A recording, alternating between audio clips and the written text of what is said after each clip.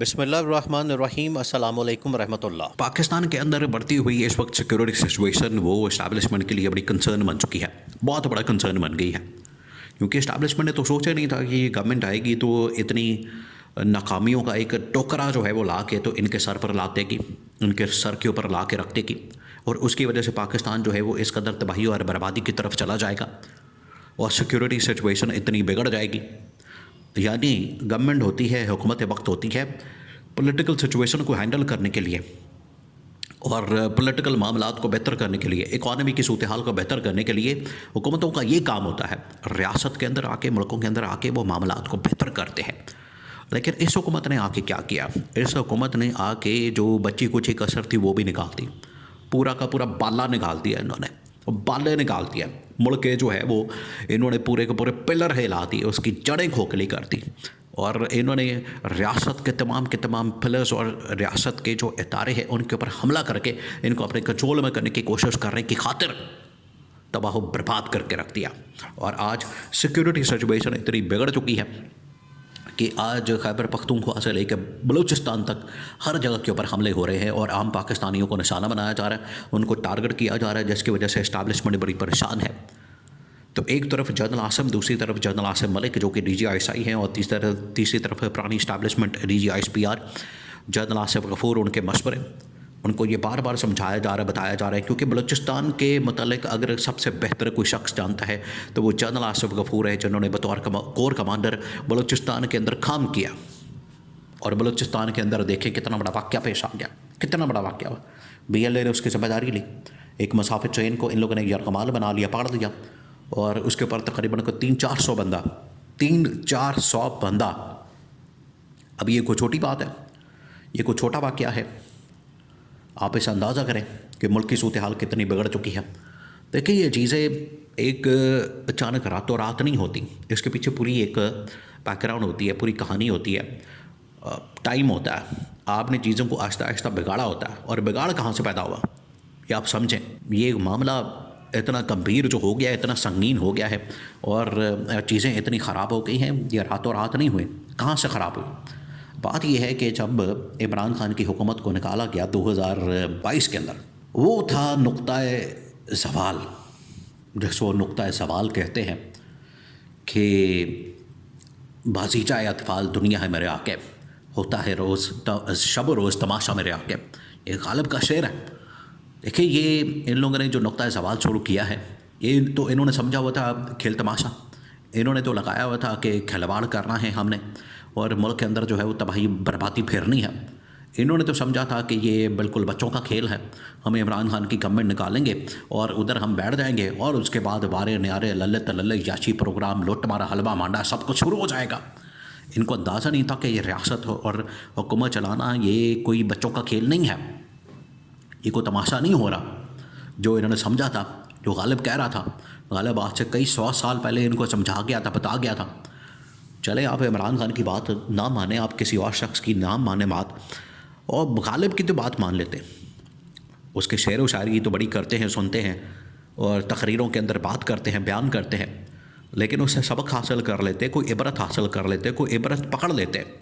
تو اس وقت جب عمران خان کی گورنمنٹ کو نکالا گیا، حکومت کو نکالا گیا، اور عمران خان کی حکومت کو گھر بھیجا گیا، وہ تھا نقطۂ زوال۔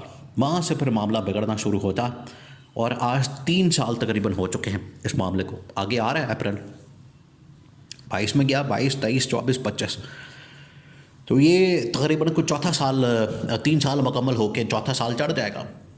آگے اپریل آ رہا ہے، اپریل کے مہینے میں انہیں دونوں کے اندر جو ہے وہ تحریک عدم اعتماد باقاعدہ طور پر پریزنٹ کر دی گئی تھی قومی اسمبلی کے اندر، اور اگلے مہینے 10 اپریل کی تاریخ کو، اگلے مہینے اپریل کے اندر 10 اپریل کو 2022 کے اندر یہ تحریک کامیاب ہو گئی، اور عمران خان کی گورنمنٹ کا تختہ الٹ دیا گیا۔ وہ تھا نقطہ شروع،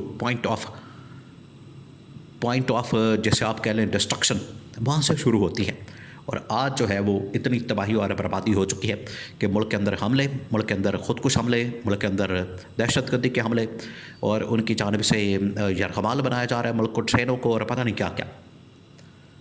اب اس کی وجہ سے اسٹیبلشمنٹ نے سر جوڑ دیا ہے، انہوں نے کہا کہ یہ اب سچویشن ہاتھ سے نکل رہی ہے۔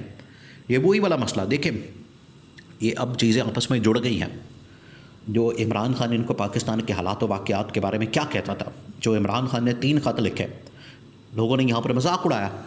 آپ اندازہ کریں اس بات, آپ امیجن کریں کہ کوئی اس طرح سے مذاق اڑا سکتا ہے جو کہ ملکی مفادات کی بات کر رہا ہے, جو کہ پاکستان کے انٹرسٹ کی بات کر رہا ہے, پاکستانیوں کی بات کر رہا ہے, ملک کی بات کر رہا ہے.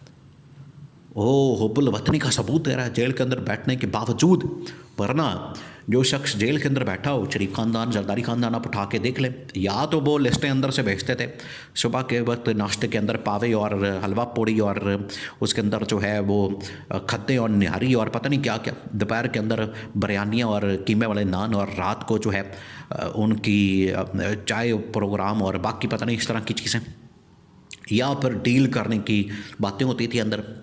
عمران خان جیل کے اندر بیٹھ کر بھی پاکستان کے متعلق بڑا فکر مند ہے اور پاکستان کے متعلق سوچتا ہے, بات کرتا ہے, لکھتا ہے اور ان کو آگاہ کرتا ہے. اس نے 3 خط لکھے تھے, اور 3 خط کہانیاں نہیں تھیں, اور 3 خطوں کے اندر عمران خان نے کوئی فلم نہیں چلائی تھی, کوئی ڈرامہ نہیں لکھا تھا. عمران خان کوئی ڈرامہ رائٹر نہیں ہے.